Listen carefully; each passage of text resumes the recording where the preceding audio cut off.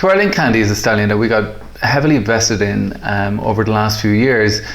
He brought himself to our attention. Every time you pick up a paper, you see whether it's a 5 furlong turf sprint or a mile and a 16 dirt route, he's there. And he's 2-year-olds, 3-year-olds, 4-year-olds. His crops have really started to rise to the top now. He's got 5 or 6 crops on the track, but I think with the fact that he's got 4 individual Grade 1 winners, he's double-digit stakes horses, he made a great impression on us, and he's really started to make a wonderful impression on us this year at the sales. We found 4 or 5 yearlings with Donato and Bob and the team to go into training next year, and that's pretty amazing. It's hard for them to jump through the hoops that we expect them to jump through. They're big, they're robust, they're strong, they're good movers, great attitudes. They've got balance, size, scope and strength. They've got everything that you want to go into a high level training camp with Eddie Woods and head out to California to Bob Baffert.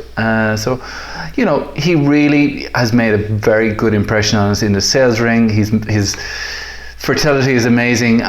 When you do all the diligence on Twirling Candy, you will find he's covered, I believe, somewhere in the range of 450 mares in the last 3 years.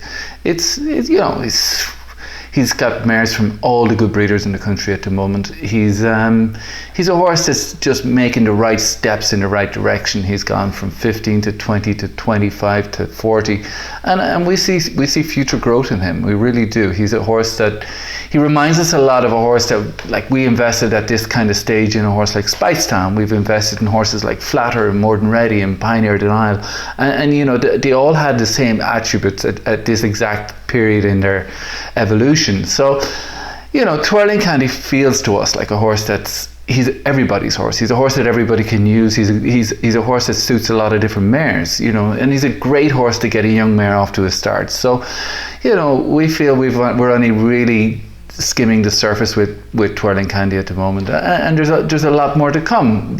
One of the best the best ways to compare him is to his own sire in Candy Ride, and right now he's sitting, I believe, only 2 or 3 winners behind Candy Ride at the exact same period in time, and with 20 or 30 less runners than Candy Ride had to accomplish that. So we feel strongly he's on track to become an elite stallion.